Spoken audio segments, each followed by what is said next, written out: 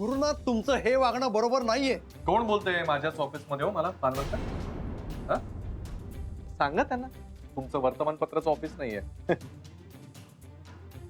राधिका आपण निघूया का आणखीन अपमान करून घ्यायचंय स्वतःचा? मला माझ्या मेहनतीचे पैसे हवे, ते घेतल्याशिवाय मी इथनं जायची नाही. द्या द्या पानवलकर, काय त्यांचा चेक असेल ना तो लगेच देऊन टाका, संपवा विषय. वहिनी या.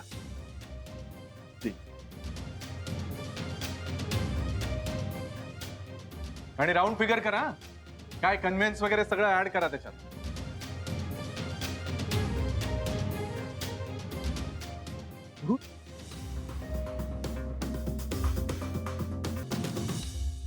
गुरु यार, दिस इज नॉट फेअर. आता तू जे काही वागलास ना, तुला शोभत नाहीये. अच्छा, मग तू जे काही वागलास ते तुला शोभणार होतं का? राधिकाला मुद्दामून दिलास ना कॉन्ट्रॅक्ट तू मला हरवण्यासाठी? तुला हरवण्यासाठी? अरे तुझ्यात आणि माझ्यात काय कॉम्पिटिशन सुरू आहे का? हा, तर मला कोणालाच हरवायचं नाही. वहिनींचे खूप उपकार आहेत माझ्यावर. इथे मुंबईला एकटा होता ना तेव्हा त्यांनी खूप पोट भरून जेवायला घातलंय मला. नागपूरहून एकटा आलो होतो, स्ट्रगल करत होतो, त्या काळात त्यांनी माझी साथ दिली आहे. बस त्याचीच थोडी परतफेड करण्याचा प्रयत्न करत होतो. अरे गुरु यार, तुझसे कॉम्पिटिशन करनी होती तो कब की कर चुका होता. तू दोस्त है मेरा, दोस्ती की है यार तुझसे, और दोस्ती में कभी कंपटीशन नहीं होती. दोस्ती का मतलब कभी समझा ही नहीं. अच्छा, आता तू मला शिकवणार मैत्री आणि सगळं काही? अरे मी कोण तुला शिकवणारा? तुला तुझी परिस्थितीत शिकवेल. आणि खरं तर तुला तुझ्या परिस्थितीतनं शिकायला हवं. आताही बघ ना, वहिनींच्या हातचं जेवण जेवून ते खुश झाले, डील फायनल केलं. हे तुला माहित असूनही तू मान्य करायला तयार नाहीयेस. अरे आनंद, काय जेवण जेवण लावलंय रे? तुझं काय म्हणणं आहे? हे सगळं जे काही झालंय ते त्या जेवणामुळे झालंय? हा, त्याच्या आधी 3 तास मी जे रक्त आटवत होतो, 8 महिन्याची काही मेहनत करत होतो, त्याचं काहीच नाही. अरे who denies that? Who denies that? हा, it is because of you. हे फॉरेन डेलिगेट्सनी आपल्या कंपनीमध्ये इंटरेस्ट दाखवलं. It is because of you. आज लंच साठी ते इथे आले होते. It is because of you. पण तू हे एक्सेप्ट का नाही करत की आज ते लंच साठी आले होते? हे लंच जर त्यांना आवडलं नसतं, त्याला चांगलं वाटलं नसतं, ते खुश झाले नसते, तर ही डील होऊच शकली नसती. अरे मोठ्या मनाने एकदा तरी कबूल कर. तुला काय वाटतं? वहिनी इज गुड फॉर नथिंग. हा, रे बघ, क्षणाने लास्ट मिनिटाला मेन्यू चेंज केलं आणि तरी वहिनींनी त्यांच्या पद्धतीने कॉन्टिनेंटल फूड इंडियन पद्धतीने बनवण्याचा प्रयत्न केला आणि एक वेगळीच डिश सगळ्यांसमोर आणून ठेवली. ते काय उगाच? हा, गुरुनाथ, वहिनीमध्ये ना स्पार्क आहे. त्यांनी जर मनात आणलं ना तर ते काहीही करू शकतात. आणि हे बघ, उदाहरण आहे. तू दिलेलं एवढं मोठं चॅलेंज त्यांनी एकट्याने पेलेलं आहे. किती दिवसात? हार्डली 4-5 दिवसात. हा, कम ऑन आनंद. अरे हे सगळं जे काही घडलं ते बाय फ्लूक होतं, निव्वळ योगायोग. राधिका काही एवढी हुशार नाहीये, साधं इंग्लिश पण नाही बोलता येत तिला. English is just a language guru. It is not a knowledge. माझ्या डोळ्यात बघून मला सांग, खरंच वहिनीमध्ये काहीच टॅलेंट नाहीये? आज जे काही झालं त्यात त्यांचं काहीही क्रेडिट नाहीये? बोल.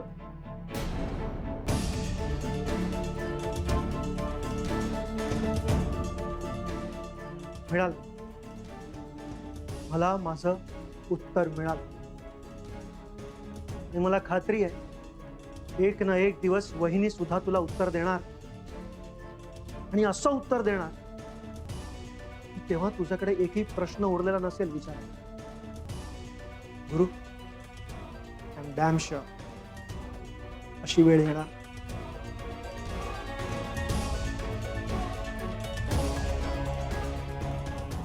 नक्की ये.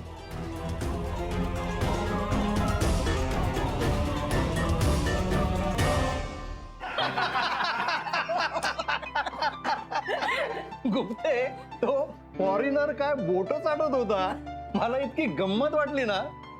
राधिका, आज तू एका आंग्ल देशीय माणसाला हातानं जेवायला भाग पाडलास. आपले पदार्थच तसे होते ना. हम्म. आणि काका, या सगळ्याचं श्रेय माझ्या एकटीचं नाही, हा तुमचंही आहे. नाही माहिती पण कष्ट कोणाचे होते?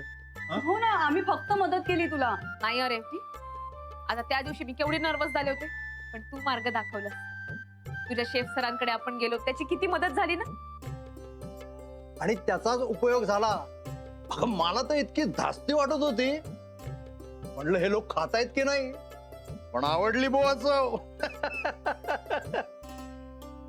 हो ना, जवळजवळ सगळे पदार्थ संपले. पण आनंद भाऊजी, जेनी, पानवलकर साहेब, रघु भाऊजी या सगळ्यांचीच मदत झाली. हो ग, नाहीतर तारांबळच उडाली असती आपली. खरंय. पण राधिका, तू मात्र जेवली नाहीस आज. अहो पण काका, सगळ्यांना जेवू घातलं ना, यातच मला समाधान. हो, पण म्हणून तू काय उपाशी राहायचं नाहीस हं? मी तुझ्यासाठी गोडाचा शिरा करते. अनुमोदन अनुमोदन. पण राधिका, तो चेक आधी देवापुढे ठेवून ये आणि नाना आणि नानींना फोन कर. दोघही जण तुझी वाट बघत असतील. त्यांचा जीव इथेच अडकला असेल. खरं. हो, खरंच ग, केवढा आनंद झाला असता त्यांना. पण राधिका, आम्हा सगळ्यांना तुझा खूप अभिमान वाटतो. नाही तर ती शन्या, एक गुण नाही अंगी तिच्या. हे पण त्या शण्याची आज सॉलिड फजिती झाली. हा, थोबाड बघण्यासारखं झालं होतं तिचं. सगळ्यात शेवटी जेव्हा गुरुनाथनं सगळ्या पाहुण्यांसमोर राधिकाची ओळख करून दिली ना, की ही माझी बायको आहे म्हणून, त्यावेळेला काय सांगता काय? हो, काही नाही, ते फक्त दाखवायला होतं सगळ्या.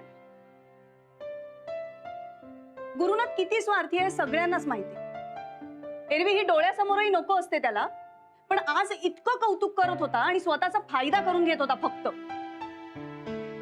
जाऊ दे ना रेवती, आपलं काम झालं ना, झालं ते झालं. राधिकाचं काम झालं की नाही, आता ती तिच्या भावाचं घर पण वाचवू शकेल. खरंय.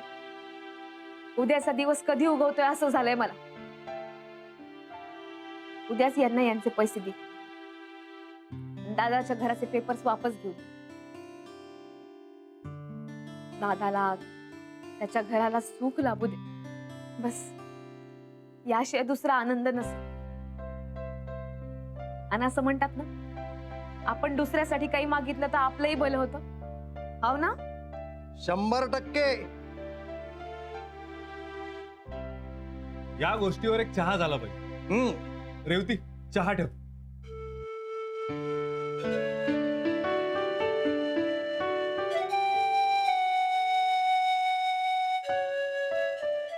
म्हणजे ठेवाल का? नाही तर मी ठेवतो. थांबा, ठेवते.